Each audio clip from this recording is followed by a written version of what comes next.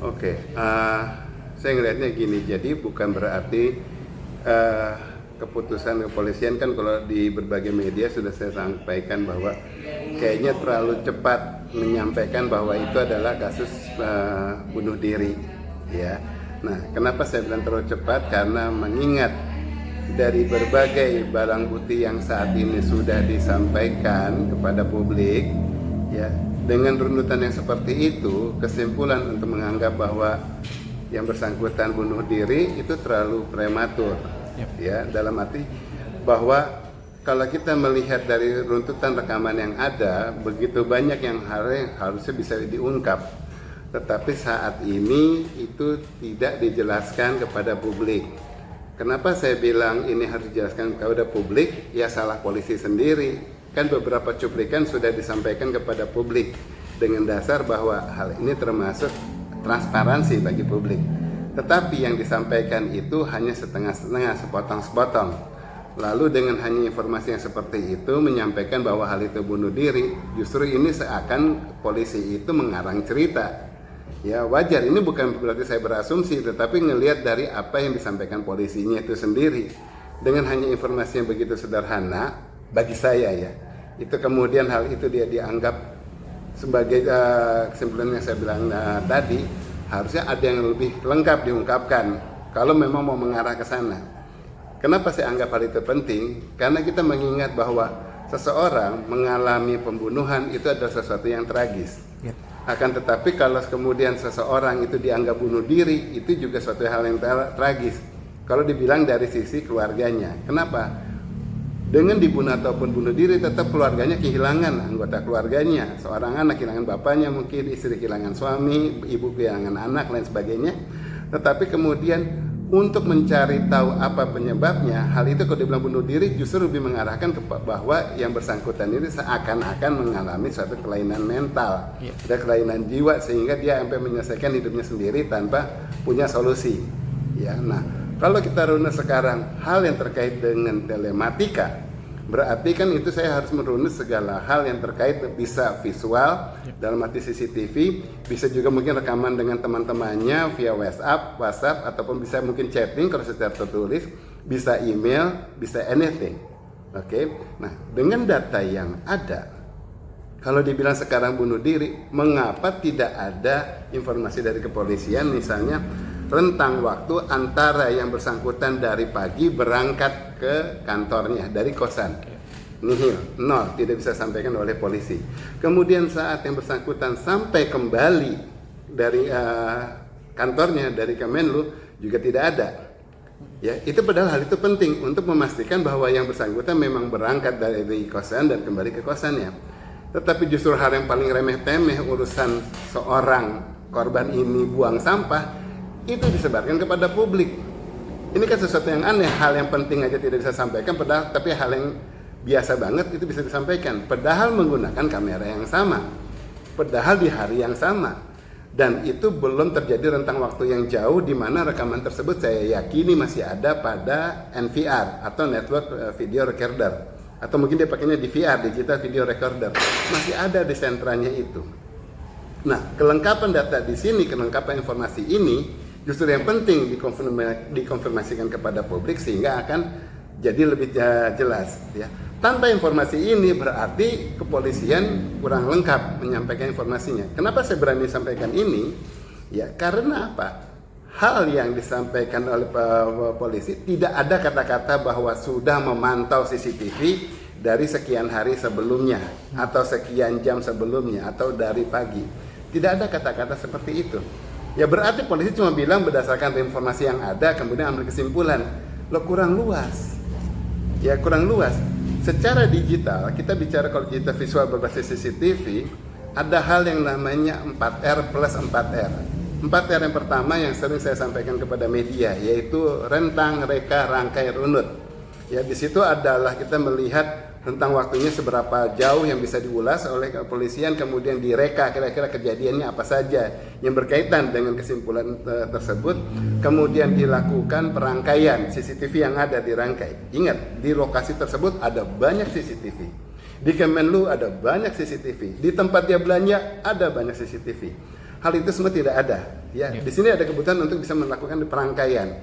Kemudian dilakukan perunutan. Dengan dilakukan perunutan berarti bisa akan tercapai kira-kira ceritanya skenario seperti apa. Dan rentang waktunya analisanya jadi semakin jelas. Tadi 4 hari pertama ya, rentang, reka, rangkai, runut. 4 hari yang berikutnya harusnya dilakukan oleh kepolisian. Ini semua dalam bahasa Inggris yang saya sampaikan adalah pertama sesuatu yang sifatnya retrievable, ya bisa diambil. Kemudian rateable, bisa diklasifikasikan. Kemudian rectifiable, bisa dilakukan koreksi. Terakhir reconstructible, ya bisa direka ulang dan kemudian dibuktikan kira-kira hal itu mungkin dilakukan atau tidak. Kalau bicara retrievable, harusnya polisi punya akses ke semua CCTV dan ada informasi bahwa semua sudah diperiksa. Kata-kata itu tidak keluar dari penjelasan kepolisian. Ya, kemudian hal yang sifatnya rateable itu bisa dilakukan pilah-pilih untuk memastikan mana yang kira-kira layak untuk dijadikan analisa ataupun tidak. Bahkan 1 detik informasi saja sudah sangat berguna untuk diulas. Karena secara digital itu 1 detik itu berisi dari 24 gambar minimal kalau dalam CCTV. Itu bisa diulas. Kemudian rectifiable itu untuk pengakuan kalau kira-kiranya informasi yang disampaikan ini kurang benar, kurang valid, kemudian dilakukan penyaringan, dilakukan pengambilan informasi yang lebih luas misalnya. Itu rectifiable. Kemudian di reconstructible itu untuk memastikan kan, apa yang dimiliki kepolisian bisa valid dan kemudian sudah mengukuhkan keputusan kepolisian. Ya, kalau berdasarkan data yang sekarang sudah viral, ada di masyarakat, itu terjadi atas 5V. Pertama itu adalah data yang viral, ya data yang ada di mana-mana di masyarakat, berbagai sosial media itu semua keluar, itu viral. Data tersebut harusnya disaring menjadi data vulnerable atau data-data yang disaring kira-kira mana data-data yang mentah. Sudah disaring segitu banyak, dari segitu banyak disaring tetapi masih vulnerable, masih mungkin datanya ternyata direkayasa, ternyata datanya mengalami misalnya keulang lengkap ataupun potongan-potongannya itu tidak berhubungan satu sama lain, nanti berkaitan dengan yang rangkai. V yang berikutnya adalah valued. Ya, data itu yang dianggap berguna, itu dianggap valid, yang itu yang akan digunakan oleh laboratorium forensik untuk dianalisa, yang valued. Keluaran dari forensik, valued itu menjadi data yang valid. Data itu valid karena berarti sudah dikonfirmasi, sudah diperiksa oleh lapor dan ternyata dipilah-pilih, tidak ada rekayasa dan sebagainya. Dan itu biasanya nanti diberikan kepada saksi ahli ataupun kepada siapapun untuk diperiksa. Setelah diperiksa oleh saksi ahli, keluarlah yang namanya verified. Ya, jadi saya ulang lagi, tadi viral, vulnerable, valued, valid, dan kemudian verified. Nah ini perlu, dan kelengkapan ini tidak terbukti. Itu yang mengakibatkan saya mengambil kesimpulan bahwa ini terlalu dini. Gitu. Oke. Tapi yang jadi janggal pada saat proses ini kan kayak handphonenya juga kan hilang gitu ya. Oke. Iya, mungkin gimana Abah sebagai analisis pakar teknologi? Oke, kita kejanggalan-kejanggalannya. Saat ini bahasa yang disampaikan kepada publik adalah ponselnya hilang. Itu bahasa yang salah. Maaf, saya berani katakan itu bahasa yang salah. Karena suatu kata hilang itu berarti hanya boleh diucapkan oleh seseorang yang memiliki data tersebut. Kalau saya pemilik ponsel, kemudian sekarang saya tidak ada akses lagi kepada ponsel saya, itu hilang. Ya kan sudah tidak ada. Tetapi kalau orang lihat saya punya ponsel kemudian hilang dari tidak dilihat sama publik, berarti ponsel tersebut tidak diketemukan. Beda dengan hilang. Kalau hilang masalah selesai. Ya, tetapi kalau tidak diketemukan berarti kerjaan polisinya yang belum selesai, tidak mampu menemukan informasi ini. Padahal yang namanya ponsel saat itu tidak diketemukan, masih mungkin dia masih menyala kalau masih ada baterainya dan bisa dideteksi lokasinya, ada berbagai BTS ataupun Base Transfer Station yang bisa mengetahui ini orang terakhir ada di mana. Itu jelas kelihatan lokasinya ya secara digital. Kemudian data tersebut bisa dipastikan terakhir ada di mana, apakah dimatikan secara sengaja ataukah kemudian bisa kehilangan kehabisan baterai ataupun kemudian kehabisan sinyal. Itu bisa ditrace. Akhirnya kemudian polisi harusnya bisa ngomong saat mau ngomong hilang atau tidak ketemukan, terakhir kelihatannya di sini. Jangan secara waktu sekian kemudian hilang. Ya ampun, hilangnya secara waktu, secara lokasi harusnya ketahuan. Tidak bisa disampaikan oleh polisi. Minimal area, kalau nggak ngomong lokasi di mana, minimal hilang di kelurahan mana, minimal hilang di area mana, hal itu tidak bisa disampaikan. Kemudian lagi soal data yang diungkapkan oleh pihak kepolisian itu menggunakan data email katanya. Pada tahun 2013 dianggap yang bersangkutan pernah menghubungi suatu lembaga internasional untuk bertanya mengenai hal yang sifatnya bunuh diri. Dan itu digunakan oleh kepolisian sebagai dari bagian analisa bahwa yang bersangkutan ingin bunuh diri.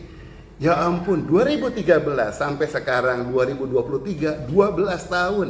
Dikalikan 365 hari itu ada berapa hari? Seseorang yang ingin bunuh diri tahun 2013, dia kemudian baru bunuh dirinya tahun 2025. Ini stresnya ini bertahun-tahun, ribuan hari ini. Mustahil. Kenapa?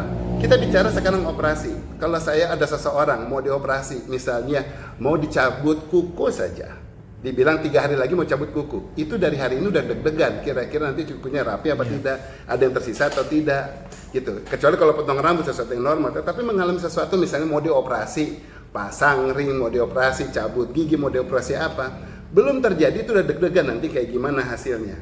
Apalagi ini kalau orang mau bunuh diri, masa mau bunuh diri sekedar kirim email 2013 kemudian melakukannya 2025, itu dianggap bagian dari analisasi polisi di tahun 2025 ini.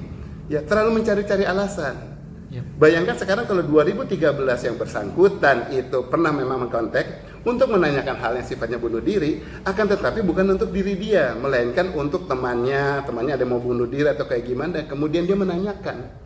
Mungkin mau meluruskan agar meyakinkan temannya untuk janganlah bunuh diri, lain sebagainya. Nah, dia menanyakan kepada si lembaga tersebut sebagai diri dia kan nggak mungkin nyebut nama temannya, namanya temannya si ini mau bunuh diri, gitu sih namanya ya. Jadi menceritakan aib temannya ya, dia mungkin bercerita aja seolah-olah oh kalau soal bunuh diri gimana. Nah itu kan bukan berarti dia kan. Nah kalau data itu kemudian memang dia konteks, setidaknya kita tahu dia ada terlibat atas suatu hal yang berkaitan dengan niatan bunuh diri siapapun, bukan diri dia, siapapun. Nah mungkin hal itu kalau memang saat ini akhirnya tetap digunakan sebagai bunuh diri, berarti itu menjadi satu referensi bagi yang bersangkutan. Tapi dengan rentang waktu yang kayak gitu pasti lupa lah. Kalau orang mau bunuh diri pasti kemudian sesudahnya lagi akan menanyakan lagi. Apalagi soal cara-caranya gitu loh. Kalau cara-caranya itu kan ada yang diungkap dan lain sebagainya, itu saya tidak mau berkomentar karena sifatnya bukan data digital. Ya data digital berarti bukan saya hanya ngelihat ada gambaran di situ kemudian dia ditutupin plastik, ditutupin lakban kuning. Secara video sudah berkali-kali ada video tersebut yang beredar banyak dari berbagai sisi, dari berbagai sumber, dan itu memang saya konfirmasi sejauh ini lilitan lakbannya itu bukan rekayasa, memang benar. Tetapi kalau dibilang ditutupin oleh plastik, saya tidak bisa mengkonfirmasi karena memang tidak pernah kelihatan secara digital. Ya, itu. Nah, tetapi sekarang dari data tersebut berarti sudah confirm dia dililitkan dan lilitnya rapi. Silahkan pihak kepolisian menganalisa serapih itu kah apa orang kalau mau bunuh diri bisa rapih seperti mau kirim paketnya suatu layanan online shopping. Mas sampai serapih itu. Padahal niatnya hanya menutup kalau mau bunuh diri tinggal dililitkan di hidung selesai. Tapi dirapikan sampai sekepalanya. Ini memang mau kirim paket kemana? Jadi suatu tanda tanya. Ya, nah, saya lanjut kejanggalan yang berikutnya mengenai jendela yang dibuka oleh katanya petugas kosan. Dibukanya jendela tersebut dibuka dari ujung jendela.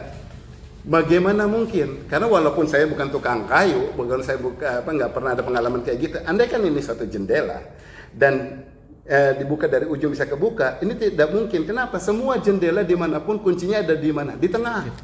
Pasti ada di tengah. Kalau ada di samping, di sudut itu ada di samping dan kuncinya sempat dicongkel yang di samping, berarti satu samping lagi sudutnya harusnya ada kunci juga. Ini saat dibuka dari ujung sini, itu jendelanya kebukanya lurus, bukan miring. Kalau dia sampai miring berarti masih ada kunci yang mencantol. Kok bisa-bisanya sekarang si tukang itu dengan mudah, ataupun petugas ya, kosan, dengan nyolek dengan 2 obeng, dia kebuka. Berarti semuanya sejajaran kosan tersebut retan. Itu bisa mungkin dicolong orang, kenapa bukanya tinggal pakai obeng. Ya, itu menjadi justru presiden buruk bagi penghuni yang lain. Wah ngeri banget tinggal hanya dicongkel doang kebuka. Oke, itu yang janggal. Saat jendela terbuka, kemudian yang si petugas itu tidak menyibak hordennya, tetapi langsung berkonsentrasi kepada pintu untuk membukanya. Ini kan dia akan membuka untuk mencari tahu si Arya itu, si korban itu mengalami apa. Bukannya pengen bongkar pintu kan, ini kan bukan tukang kayu, bukan tukang pintu yang membongkar ini, adalah orang pengen mencari tahu si korban apa. Yang mungkin terjadi adalah saat sudah jendela kebuka, dia pasti akan menyibakkan hordennya dan melongok ke dalam, lihat cari tahu di mana ada orang apa tidak. Sampai mungkin terlihat ada orang yang terbujur kaku di balik tempat tidurnya. Ya, nah Kalau gelap dia pasti akan masih menyalakan pakai flashnya ponsel, masih itu yang normal. Tapi hal itu tidak terjadi. Itu yang bagi saya janggal ya mengenai rekaman yang perilaku gerakan tersebut yang memang terekam dan semuanya itu wajar. Karena durasi waktunya itu kelihatan daytime stamp-nya, berarti itu secara rekamannya itu wajar, tetapi secara perilakunya yang tidak wajar. Ya. Sekarang saya lanjut lagi mengenai arah kamera. Saat yang terpantau itu lagi keluar balik semua bolak-balik baik si korbannya maupun ya petugas kosan, itu kameranya ke arah kiri atas sampai pintu si korban, kamarnya si korban tidak kelihatan, hanya ujungnya. Jadi nggak gitu kelihatan jelas kalau ada yang keluar masuk di sana. Tetapi saat dia mau dipantau, mau dibuka jendelanya, itu informasinya gambarnya jelas sekali. Ya, nah itu sudah pernah saya ungkapkan di beberapa televisi yang sifatnya mainstream, ya yang nasional yang gede. Ya, dan pada saat saya mengulas itu, polisi tidak ada satupun pihak kepolisian yang menyampaikan ya mengenai kejanggalan kamera tersebut. Tapi baru beberapa belakangan hari ini keluar katanya sudah analisa, diperiksa, ternyata kameranya itu digeser, kemudian itu ternyata dilakukan oleh petugas kos. Karena saat membongkarnya itu mau diperiksa agar pastikan ada saksi. Semua orang kalau bisa cari kesaksian adalah selalu dari ponsel. Karena apa? Ponsel yang lebih mudah untuk kesaksian kemudian diteruskan kepada siapapun, kepada yang berkepentingan. Beda halnya dengan perekaman yang sifatnya dari CCTV. Untuk mendownloadnya, untuk mengambilnya tidak semudah dari ponsel, tinggal merekam kemudian kirim. Mesti di-download dari CCTV dulu, mesti dilihat kamera nomor keberapa, kemudian diambil datanya rentang waktu berapa, di-convert dulu datanya. Langkahnya lebih panjang. Ini kalau dibilang sebagai untuk kesaksian malah jadi suatu tanda tanya. Ya, nah kemudian dari soal daytime stamp-nya yang saat dia lagi orangnya seliweran dengan yang waktu pintu kebuka, posisi tulisannya, fontnya itu di kanan atas itu kecil, tetapi pada saat yang satu di pojokan tulisannya gede, berbeda. Nah dengan perbedaan ini tentu menimbulkan tanda tanya. Itu mengenai di area di area kosan. Ya. Sekarang kita lihat ada rekamannya yang ada di area depan di pelataran dan kemudian di teras. Itu ada 2 kamera yang keluar dan kemudian yang ke arah dalam. Itu tidak pernah dibuktikan, tidak pernah ada kelihatan bahwa yang korban bersangkutan itu ada di sana. Kemudian sekarang yang di kantor Kemenlu-nya, yang korban itu sempat naik ke rooftop. Ya, ke rooftop, dia naiknya katanya lewat tangga karena rooftop tidak bisa dicapai dengan elevator. Tetapi paling tidak dia ada naik elevator. Elevator tersebut kalau aja di area yang sensitif itu ada kameranya, berarti di elevator juga ada kameranya. Ada yang bisa membuktikan bahwa memang bersangkutan ada. Ini nggak ada, ya. Dan saat yang bersangkutan itu di rooftop keluar dari pintu fire exit-nya yang tempat tersebut juga tidak ada rekaman itu. Ya, tahu-tahu hanya pada saat dia lagi di luar mau loncat di area rooftop itu aja kameranya ada. Ini menjadi suatu tanda tanya, kenapa? Karena tidak ada kesinambungannya antara kamera-kamera yang lain dengan posisi dia yang tahu-tahu ada yang di atas. Ya, sampai yang bersangkutan selesai, kemudian dia turun kembali, kemudian dia dia ada di lobi. Ya, di lobi itu tidak ada rekamannya. Dan saat dia ke toko yang dia belanja sesuatu, itu pun sebelum masuk toko mungkin dia akan lewat mallnya dulu. Itu tidak pernah ada rekaman tersebut. Nah, analisa ini menjadi tanda tanya. Kalau dianggap sekarang polisi bilang bahwa kita mesti menjaga privasinya korban. Loh, sampai di rooftop area yang sebetulnya justru privasinya Kemenlu yang dimana orang harusnya nggak boleh lihat bentuk rooftop itu seperti apa. Ini kok bisa dipublikasikan dengan begitu mudah? Sementara area umum yang sifatnya di elevator maupun di tempat umum yang di parkiran dan kemudian di lobi itu bisa diumbar, tidak bisa diumbar? Ini jadi pertanyaan gitu loh ya. Dari sini kan kemudian hal ini yang mengakibatkan saya melihat bahwa terlalu dini untuk menyimpulkan itu di mana data nggak lengkap. Sama soal yang ini yang menenteng plastik hitam itu juga kan polisi udah mengungkap. Mungkin kalau dari kan sempat beredar juga tuh yang video yang dia megang plastik tentengan hitam itu. Yang waktu keluar dari kamar itu. Terus kenapa itu? Iya, mungkin kalau dari Abah sendiri gimana itu melihatnya? Nggak itu kan bisa. Bentuk curigaan. Oke, di situ kalau secara digital saya tidak pernah melakukan kecurigaan mengenai apa yang dibawa. Ya, karena secara digital yang biasanya kami lakukan, kita dalam memeriksa itu adalah kita memeriksanya who, what, where, when, how. Why-nya tidak pernah kita pikirkan. Mau dia bawa tas plastik kayak, mau dia bawa tas merek kan kayak, mau dia bawa tas orang, mau dia bawa tas ransel, apapun tidak menjadi isu. Yang penting kita pastikan bahwa itu tasnya apa. Isinya nggak pernah menjadi isu karena nggak pernah kelihatan dalam bentuknya kalau cover. Kalau saya bisa menjawab, berarti saya dukun, bukan orang telematika. Karena secara telematika hal itu tidak bisa kelihatan. Nggak ada X-ray yang bisa nembus ke situ. Jadi secara pembawaan orang cuma bilang bahwa itu dia memang membawa sesuatu. Ya bisa mungkin itu katanya sampah. Tapi saat diantarkan ke depan, di mana di depan harusnya ada kamera, tidak ada bukti bahwa dia memang menaruh itu sampah ke dalam tong sampah. Nggak ada, kan dia cuma hilang dari pandangan kamera, kemudian balik sudah tangan kosong. Ya, jadi tidak menduga isi, sekali lagi dalam hal itu. Dan mengenai tentengannya yang dia bawa ke rooftop, kemudian turun dia tinggalkan, katanya ditinggalkan di rooftop. Ya, ditinggalkan di rooftop itu bukan suatu bukti. Kenapa? Karena hanya dia naik tidak apa-apa, dia membawa tas, turun dia kemudian tidak membawa tas lagi, dia turun, tetapi kemudian itu disimpulkan bahwa dia tinggalkan. Logikanya kalau rekaman tersebut dipanjangkan dengan rentang waktu yang penuh, bisa jadi dia memang meninggalkan tas tersebut di atas untuk diberikan kepada orang lain. Boleh dong analisa seperti itu, untuk diberikan kepada orang lain. Maka itu pas dia turun, tas tersebut sudah tidak dia pegang. Dan kemudian ada orang lain lagi yang berikutnya naik ke atas, mengambil tas ini, kemudian itu dibawa turun ke bawah. Itu tidak berani dan tidak pernah diungkapkan oleh kepolisian. Dan sebetulnya dasar itu yang sebetulnya secara digital forensik, itu yang harusnya diungkap oleh kepolisian. Yang saya bilang tadi, rentang reka rangkai runut, ini dalam hal soal yang rekanya. Ya, kecuali kepolisian bisa memastikan di rentang waktu tersebut sampai keesokannya berapa hari setelahnya tidak ada orang lain lagi yang pernah ke atas dan mengambil tas tersebut. Itu baru confirm bahwa memang dia meninggalkan. Ya, sampai terakhir ada satu saat polisi menemukan, kalau dibilang oh itu ditinggalkan dan ditemukan, apakah masih isi yang sama?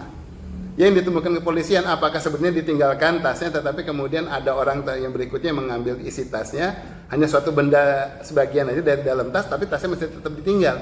Ada isi yang diberikan kepada orang lain.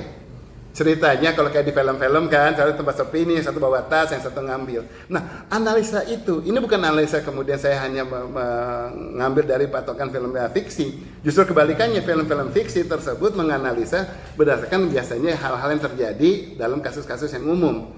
Gitu. Ini perilakunya, gejalanya. Kemudian mungkin kalau di toko yang mart-mart gitu, di mana-mana tersebar, mulai ada beli lakban, mulai ada perhatiin, jangan-jangan ada yang terinspirasi nih, mulai untuk menutupin lagi pakai lakban untuk menyelesaikan hidupnya. Misalnya hal itu kan bisa saja dilakukan kan. Jadi kita ngelihatnya bahwa kalau pihak kepolisian bisa menyampaikan kepada publik, masih tetap hal-hal yang sifatnya bisa sebagai informasi kepada publik, dengan tentu tetap menjaga hal yang sifatnya adalah untuk menjaga perasaan keluarga korban. Ya, ini masih ada hal yang paling bisa diungkapkan. Justru bukan hanya polisi langsung menyimpulkan ini kejadiannya begini, selesai. Lu nggak perlu tahu, yang penting ini begini. Gua polisi, gua tahu. Nggak bisa begitu. Polisi justru menjelaskan, ini loh analisa kepolisian, ini loh yang diungkap, ini loh yang kelihatan. Ya, nah, bukti banyak, tetapi bukti tersebut tidak direntang, tidak diurai untuk hal sifatnya 3T. Telisik, teliti, telusur. Ditelisik benar-benar di setiap detail yang ada, diteliti. Ditelisik itu diambil semuanya, ya, ada segala yang mungkin, kemudian diteliti, kemudian ditelusur. Lucunya, menurut penjelasan dari Kompolnas, saya berani ngomong nih kok Kompolnas di situ, dikatakan bahwa lakban tersebut dibeli di Jogja. Ya, di beberapa hari yang lalu, dan itu yang lama, dibeli di Jogja. Kalau mau bunuh diri beli lakbannya di Jogja, kemudian beli peniti di Aceh gitu, mau gitu. Masa ya jauh-jauh beli di Jogja untuk melakukan hal yang sudah dilakukan di Jakarta? Ini lakban bukan hal yang spesial. Kalau dia mau bunuh diri, mungkin biar asik dia bunuh diri pakai kuning. Ini terlalu hal yang terlalu kayak mengada-ngada. Kalau orang pengen bunuh diri, ya nggak akan mungkin agak kelihatan asik pakai yang khusus. Karena kalau kita cari di mart-mart yang saya bilang tadi, nggak ada yang menjual yang warna hitam, yang warna kuning. Adanya adalah hitam dan yang warna yang coklat. Yang hitam yang modelnya adalah close tape namanya. Kalau yang coklat itu yang lakban, yang plastik. Yang close tape yang bisa yang kayak kain yang mudah dirobek. Ya, nah itu sekarang dibeli di Jogja, pertanyaan itu di Jogja, itu yang menjadi satu tanda tanya. Beli di Jogja, dia ke Jogjanya ngapain membeli itu? Dia pakai itu kemudian ditinggalkan dia di sini ya untuk apa? Terkecuali misalnya dia beli di Jogja, pas di sini kelihatan di rumah, di tempat kosannya ada buku-buku sesuatu yang pakai lakban warna kuning. Oh, dia belinya tadi memang untuk bikin diklat kah, bikin laporan lah, bikin apa gitu. Ya, di situ kemudian diktat kok, diklat salah.